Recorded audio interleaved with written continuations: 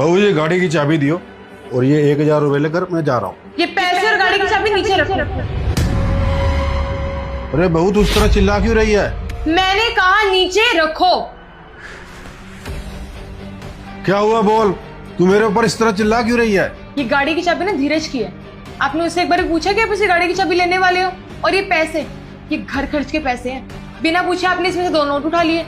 एक बार पूछो धीरज से, बिना पूछे कुछ भी काम करते रहते हो। अच्छा अब मैं अपने बेटे से पूछूं? अरे मेरे बेटे को पता है मैं अपने दोस्तों को मिलने के लिए बाहर रोज जाता हूँ। जब मेरा बेटा ही नहीं मुझे मना कर रहा तो तू कौन होती है मना करने वाली? मान लीजिए धीरज को काम से बाहर जाना है और गाड़ी की चाबी आप लेकर चले गए तो हमारा तो नुकसान होगा ना। और हम ठहरे कामकाज वाले लोग, आपकी तरफ फालतू में घूमते नहीं है हम। और रही बात मेरी, इस घर को चलाने की जिम्मेवारी ना मेरे ऊपर है, तो मैं एक भी पैसा फालतू खर्च होने नहीं दूंगी। अरे बस बहू तू बहुत ज्यादा बोल रही है। ये पैसे और गाड़ी मेरे बेटे की कमाई के हैं। जब वो ही नहीं मुझे कुछ बोल रहा तो तू क्यों बोल रही है? और तुझे घर की जिम्मेवारी इसीलिए दे रखी है कि तू घर को संभाल सके, ना कि तू हम पर रोब जमाए। रोब नहीं मार रही हूँ मैं, आपको समझा रही हूँ। वैसे भी आपकी उम्र इतनी हो गई है, आपकी दवाइयों पर इतने पैसे लगते हैं, काम आप कुछ करते नहीं हो।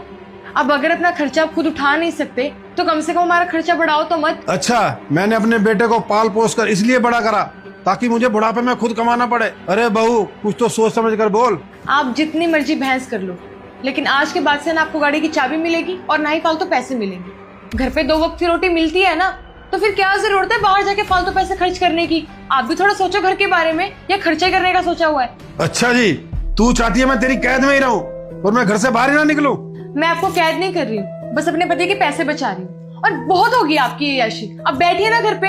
अच्छा अब मैंने कमाना जो बंद कर दिया है, अब तुझे तेरे पति के पैसों की बहुत टेंशन हो रही है। तुझे शायद पता नहीं, ये जो घर है ना ये मेरी मेहनत की कमाई से ही बना हुआ है। और मैंने जायदाद इकट्ठी की है और मैंने अपनी उम्र भर की कमाई अपने बेटे के ऊपर लगाई है। अब मैं कमा नहीं रहा, अब मैं तुम्हारे ऊपर बोझ बन गया हूँ। मैंने बोल दिया ना मैं गाड़ी लेकर जाऊंगा, मुझे कोई नहीं रोक सकता। अच्छा आप बाहर जाकर तो दिखाइए, फिर बताती हूँ मैं आपको। अच्छा तू मुझे चैलेंज कर रही है? ये ले। छोड़िए, इधर कीजिए चाबी, हाथ मत लगाए उसको। अरे क्या हुआ, इतना शोर क्यों मचा रखा है? कुछ नहीं बेटा। कैसे कुछ नहीं हुआ? मैं बताती तुम्हें क्या हुआ है। पापा जी ना रोज रोज गाड़ी की चाबी मांगते रहते हैं, पता नहीं कहाँ जाते हैं, फालतू के पैसे खर्च करते रहते हैं। मैंने तो साफ मना कर दिया कि मैं तो इन्हें अब गाड़ी की चाबी दूंगी ही नहीं। और वैसे भी जब आपने इन्हें स्कूटी दिला रखी है तो इनको क्या जरूरत है गाड़ी की? क्यों मांगते रहते हैं गाड़ी की चाबी? पूछो ना इनसे। पापा क्या हुआ, आपके पास स्कूटी है तो उसको ले जाते।